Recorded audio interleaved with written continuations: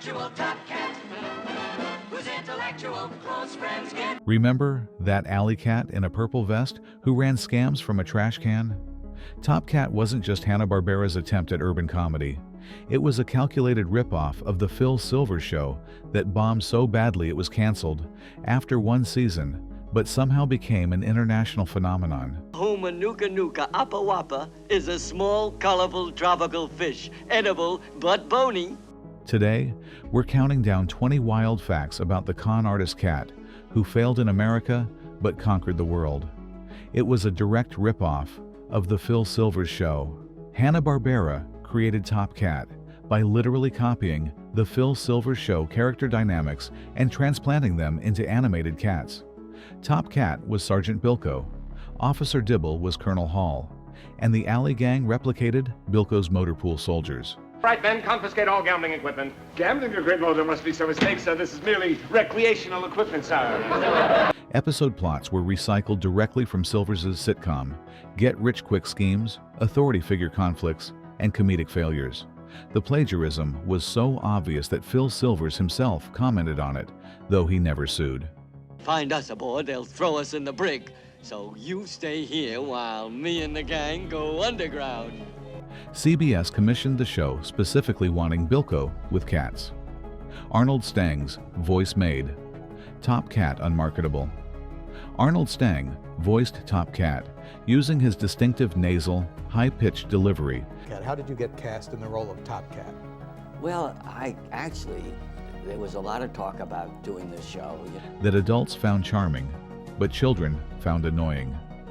Network research showed kids actively disliked Top Cat's voice, preferring deeper, more authoritative cartoon hero voices. Stang's vocal characterization made Top Cat sound weak and whiny, rather than confident and clever. We gotta put the suitcase back in the lifeboat, and we gotta get out of here fast. Come on, let's get moving, men. This vocal mismatch contributed significantly to the show's poor ratings, with young audiences who couldn't connect with a protagonist whose voice undermined his supposed street-smart confidence.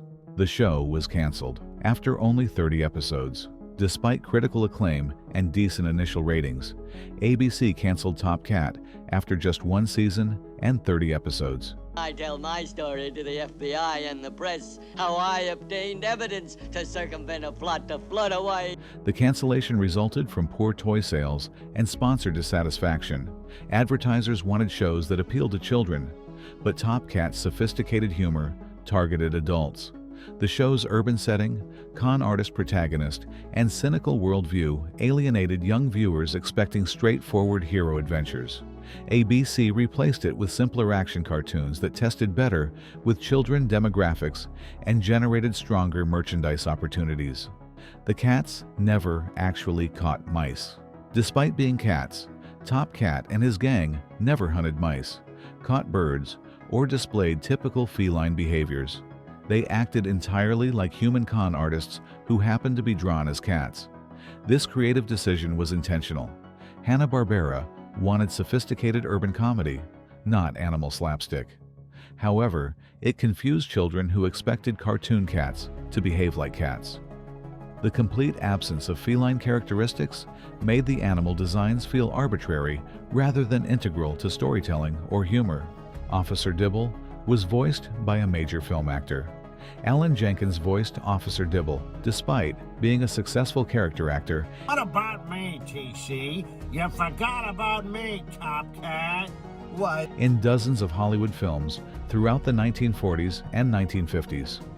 Jenkins took voice acting work purely for steady income during declining film opportunities. Oh, I'm really sore. Old Dibble is on the warpath, and when I find that Top Cat, He considered cartoon work beneath his dramatic training and never mentioned Top Cat in interviews or on his resume. Jenkins' professional dismissal of the role was common among film actors doing cartoon work. It was embarrassing paycheck employment, not legitimate performance art. The show's budget was only $2,500 per episode. Each 22-minute episode cost approximately $2,500 to produce. Extraordinarily cheap, even by 1961 television standards. Contemporary Hanna-Barbera shows like The Flintstones spent $4,000 plus per episode. The minimal budget forced extreme animation shortcuts. Characters stood motionless while mouths moved, backgrounds repeated constantly, and walk cycles were reused dozens of times per episode. Approximately 40% of each episode consisted of static dialogue scenes to minimize expensive animation, making the show feel more like illustrated radio than actual animation. It was originally titled Boss Cat. The show was initially called Boss Cat during production and early promotional materials. The title changed to Top Cat just weeks before premiere because sponsor Kellogg's worried Boss sounded too authoritarian and aggressive for family entertainment.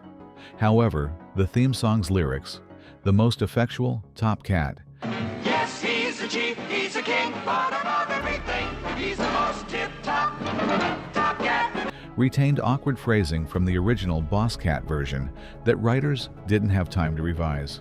The rushed title change created confusion in early advertising and promotional materials that listed both names. The show failed in America, but dominated Britain. Top Cat bombed in American ratings, but became a massive phenomenon in the United Kingdom, where it aired for decades in constant syndication. British audiences connected with Top Cat's working-class hustler mentality and anti-authority attitude in ways American audiences didn't. The show's urban poverty setting and schemes to survive resonated with British class consciousness. Top Cat became so culturally significant in Britain that a 2011 theatrical film was produced primarily for UK audiences who grew up watching the show. Benny the Ball was brain damaged.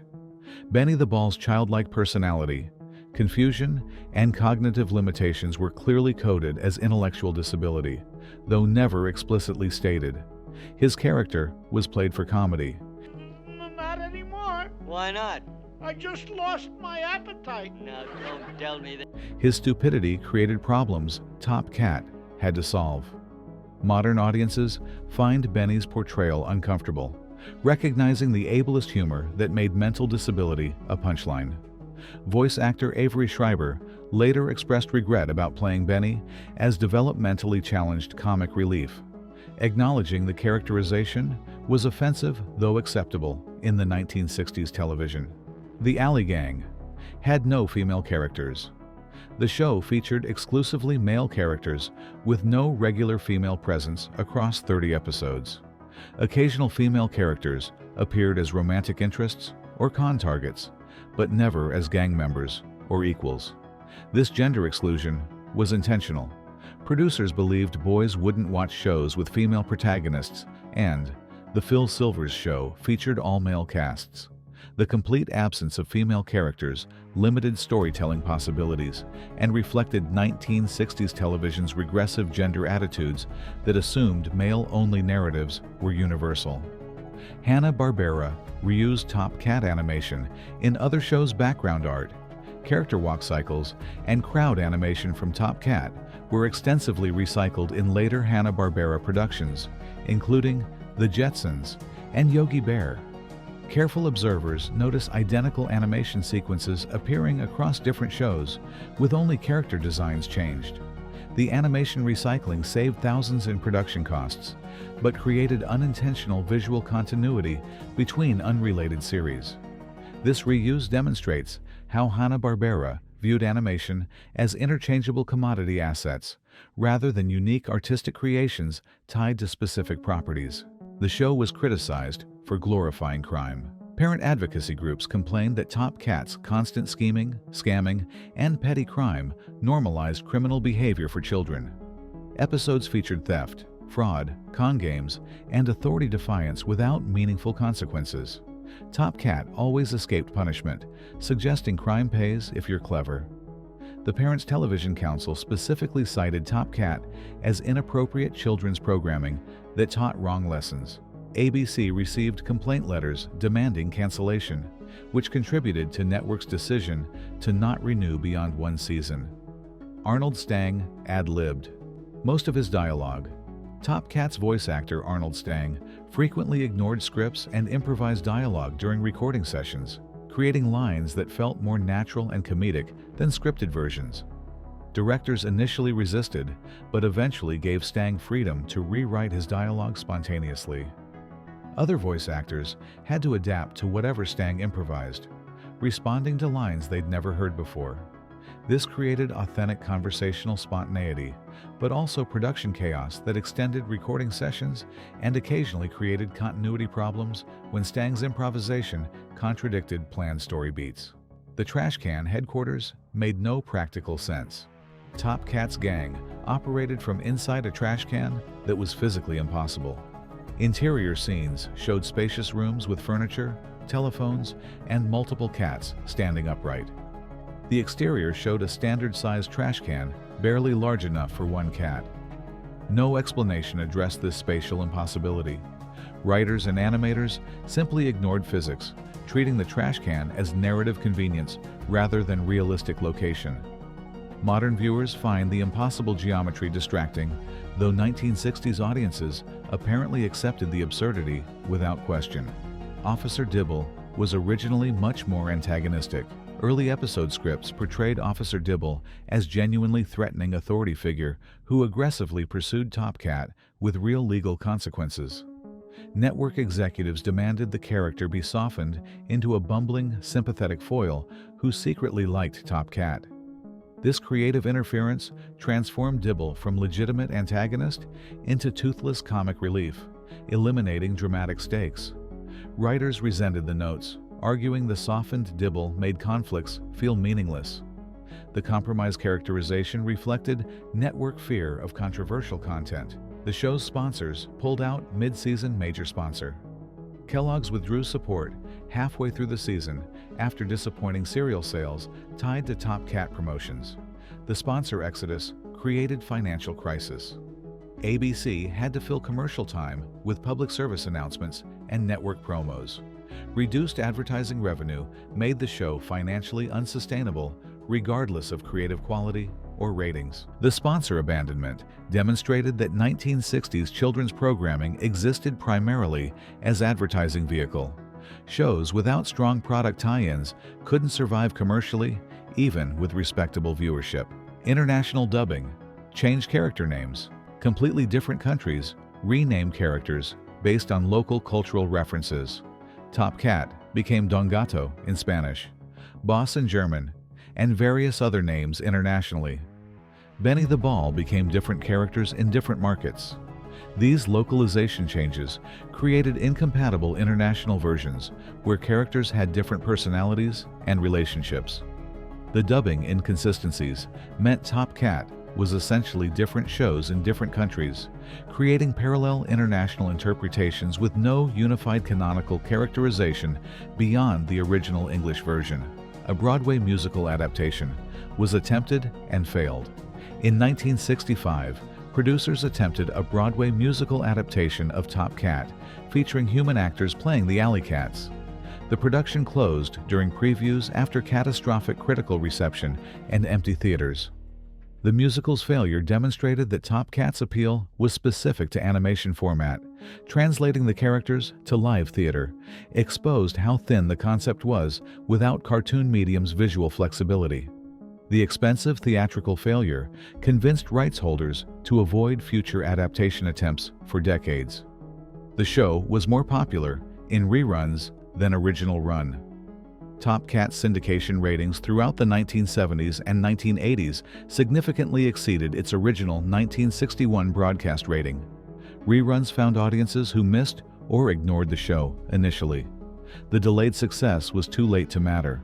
By the time Top Cat became popular through syndication, Hanna-Barbera had moved on to other properties. The syndication success demonstrated that the show's sophisticated humor needed time to find its audience. But network television's immediate ratings demands didn't allow that development period. It proved urban settings and adult humor didn't work for Saturday mornings.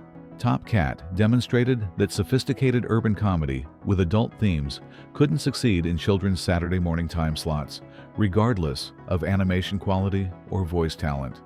The show's failure taught animation studios that children's cartoons required simple morality, clear heroes, and fantasy settings rather than cynical urban realism. Every subsequent Hanna-Barbera series avoided Top Cat's mistakes, featuring suburban or fantasy settings, straightforward protagonists, and uncomplicated moral lessons. The failure shaped Saturday morning animation for decades. So there you have it. 20 wild facts proving Top Cat wasn't just a forgotten Hanna-Barbera show.